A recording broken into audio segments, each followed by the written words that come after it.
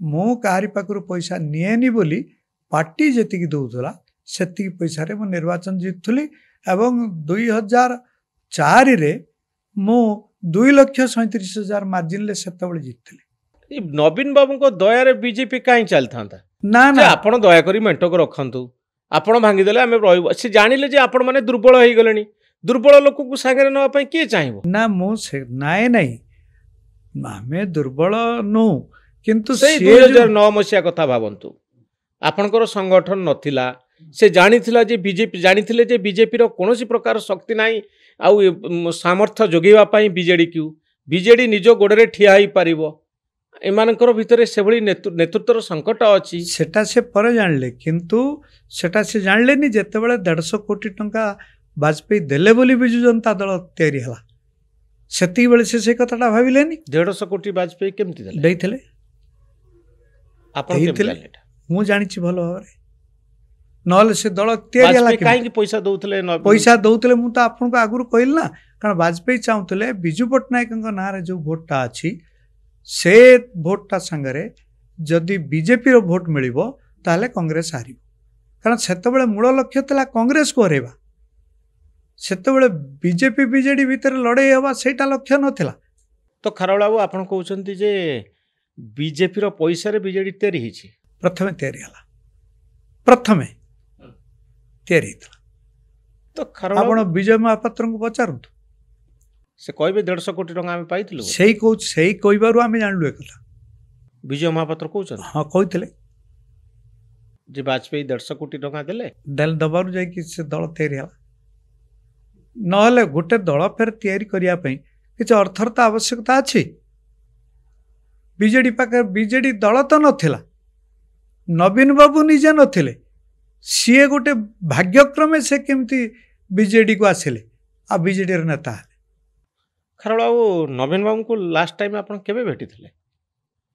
मोर ख्याल नहीं के भेटली बोधे हो गलानी बहु वर्ष तले मोर ख्याल अच्छी जेतबेले ये भी मरीगले आमर से बालेश्वर भद्रकर जे एमपी थिला अर्जुन सेठी से तांकरी संगरे मु थरे भेटली से बहु वर्ष हो गलानी बोधे केबे हबो 15-20 वर्ष तले भेटली तो मुख्यमंत्री दफ्तर सहित आप एमपी थिला बेले भी कौन संपर्क रे नथिले आप सेमती किछि नथिला त विजय पटनायक चीफ सेक्रेटरी थिले प्रिंसिपल सेक्रेटरी तो सीएम थिले मु सेतबेले नवीन को पाकू से मो क्लासमेट सेति बेले मु नवीन को पाकू गोट दुटा काम पई केतबेले किमि जाइथिले काम हो जाउतला सेमती किछि नुए काम सेमती किछि हला न हला नुए किंतु मु निजर व्यक्तिगत चेष्टा रे मध्य मो काम कर मोर तो सेमती किछि नथिला पैसा दियो कर एई लोक को एई कामटा कर दियो कि एठी के एई पई एथि पई पैसा किछि दियो एई स्कूलटा पई कि एई कॉलेजटा पई कि एई रास्ताटा एई तो कथा आ तो किछि नथिला व्यक्तिगत भाव रे मु तो केबे पैसा मागिया पई जाइनी केबे मागिना ना तो आपण मोर आवश्यकता नथिला कारण मु एमपी हिसाब रे जति दरमा पाउथली चली जाउथले आज जदि मात्र 35,000 टंका रे मु चलुची एबे 35,000 टंका रे आपण चलुचन अच्छा आ कोन करिवि मो पाकर आ पैसा काई एमपी पेंशन 35,000 मोते मिलुची 35,000 एमपी पेंशन होची 25,000 मु 10 वर्ष रु अधिक एमपी थिबा हेतु एमपी कर 25,000 पेंशन संगरे प्रत्येक अधिक 5 वर्ष रु अधिक वर्ष पई 2,000 टंका पेंशन दिया जाए तेणु से 10,000 मिले तेणु 25-10 35,000 टंका मत मिले से आप खर्च आ कौन करी आ विशेष खबर जो कागजटा बाहर करुच्ची से विज्ञापन लु किसी पैसा मिले कि मोर खर्च मध्य बहुत कारण मोर गोटे एस्टाब्लिशमेंट बालेश्वर रे गोटे एस्टाब्लिशमेंट भुवनेश्वर खबर पेपर कोन एडवर्टाइजमेंट रे चालुची हेई पारुची हां किछटा होची ना हातुरु आपण पैसा खर्च कर नाही आगुर करथली एबे आ हातुरु किछि होची मोर सब पेंशन तो सही बाटे जाए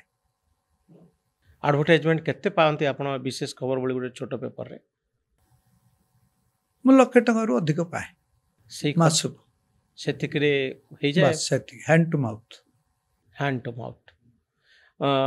खरोला वो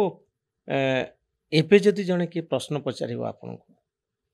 ଆପଣ ତ ବହୁ ପୁରୁଣା ଭିଡ଼ିଓ ଆପଣଙ୍କର ମିଳୁଛି ଇଣ୍ଟରନେଟ୍ରେ ୟୁଟ୍ୟୁବ୍ରେ, ଯେଉଁଥିରେ ଆପଣ କହୁଛନ୍ତି ସାଧୁତାର ସହିତ ଇଲେକ୍ସନ୍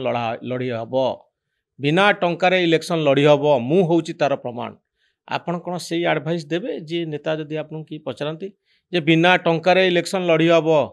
ବିନା ଲାଞ୍ଚରେ ଇଲେକ୍ସନ୍ ଲଢ଼ି ହେବ, ଆଜିର ଦିନରେ ସେ ମତ ଆପଣଙ୍କର ଅଛି ନା ଆପଣ ମତ ଚେଞ୍ଜ କରିଦେବେ? ମୁଁ ଗୋଟେ କଥା କହୁଛି, ଗୋଟେ ଦଳର ସମର୍ଥନ ମଧ୍ୟ ରହିବା ଉଚିତ। ନାଇଁ, ରହିପାରେ। ଦଳର ସମର୍ଥନ ନଥାଇକି ଜଣେ ଲୋକ ଏକୁଟିଆ ସ୍ୱାଧୀନ ପ୍ରାର୍ଥୀ ହେଇକି ପଇସା ଯୋଗାଡ଼ କରିକି ନିର୍ବାଚନ ଜିତିପାରିବ, ମୁଁ କାହିଁ ସେମିତି ଭାବୁନି, ଟିକେ କଷ୍ଟ। ନାଇଁ, ପାର୍ଟିରେ ରହିଲେ ବି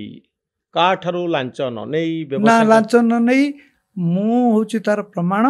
ଯିଏକି ପାର୍ଟି ଯେତିକି ପଇସା ଦିଏ ସେତିକି ଖର୍ଚ୍ଚ କରିକି ମଧ୍ୟ ନିର୍ବାଚନ ଜିତି ହେବ। ବାସ୍ତବିକତାଟା ଅଲଗା କି ନୁହେଁ? ନା, ବର୍ତ୍ତମାନ ସମୟ ବଦଳି ଗଲାଣି କି ନା, କିଛି ବଦଳି ନାହିଁ। ତାର କାରଣ ହେଉଛି ଆପଣ ଯଦି ଭଲ ଲୋକ ହେଇଥିବେ, ଲୋକ ଯେ ବୁଝିପାରିବେନି ସେମିତି ନୁହେଁ। ମୁଁ କାହାରି ପାଖରୁ ପଇସା ନିଏନି ବୋଲି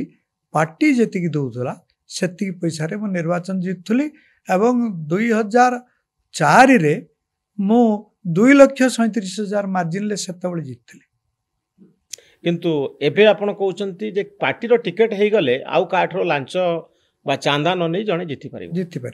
ନାଇଁ, ଆପଣ ଯଦି ସ୍ୱାଧୀନ ପ୍ରାର୍ଥୀ ଠିଆ ହେବେ, ଆପଣଙ୍କୁ କିଏ କାହିଁ ପଇସା ଦେବ? ନାଇଁ, ମନେ କରନ୍ତୁ ମୁଁ ପାର୍ଟିରେ ଆପଣ ଟିକେଟ୍ ମିଳିଲା, ଆପଣ ଆଉ ସେ ଆଡ଼ଭାଇସ୍ଟା ରଖିଛନ୍ତି ନା ପରିବର୍ତ୍ତନ? ରଖିଛି। ସେମିତିଆ ମଡେଲ କିଏ ଅଛନ୍ତି ଆମ ଆଗରେ ଯେ ପାର୍ଟି ଟିକେଟ୍ କେବଳ? ନାଇଁ, ମୁଁ ସେମିତି କାହାରି ନାଁ କିଛି କହିବାକୁ ଚାହୁଁନି, କିନ୍ତୁ ପାର୍ଟି ଯେତିକି ଟିକେଟ୍ ଯଦି ମିଳିବ ଏବଂ ପାର୍ଟି ଯଦି ପଇସା ଦେବ, ସେତିକି ପଇସାରେ ନିର୍ବାଚନ ଜିତିବା ସମ୍ଭବ ଯଦି ପ୍ରାର୍ଥୀର ଭାବମୂର୍ତ୍ତି ଭଲ ଥିବ। ଏବେ ବିଜେଡି ବି ଟଙ୍କା ଖର୍ଚ୍ଚ କରୁଛି,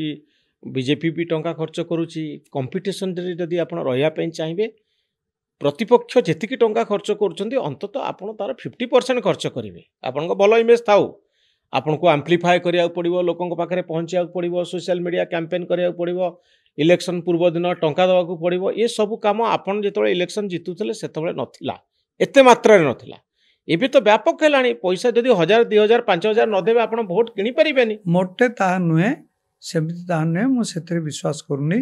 କାରଣ ମୋଦି ପଇସା ଖର୍ଚ୍ଚ କରିକି ଜିତୁନାହାନ୍ତି। ମୋଦିଙ୍କର ଗୋଟେ ଭାବମୂର୍ତ୍ତି ଭଲ ବୋଲି ଆଜି ଓଡ଼ିଶାରେ ଯେଉଁ 21ଟାରୁ 20ଟା ସିଟ୍ ଯେଉଁ ବିଜେପି ଜିତିଲା, ସେଟା ଜିତିଲା କ'ଣ ପଇସା ଖର୍ଚ୍ଚ କରିକି ଜିତିଛି? ବିଜେଡି ପାଖରେ ପଇସା ନଥିଲା? ସେ କଥା ନୁହେଁ, ଯେ ମୋଦିଙ୍କର ଗୋଟେ ଭାବମୂର୍ତ୍ତି ଭଲ ଅଛି ବୋଲି। ଟଙ୍କାର ଗୋଟେ ଭୂମିକା ଅଛି କି ନାହିଁ? ଅଛି। ବିଜେପି ତ ପଇସା ଦଉଛି।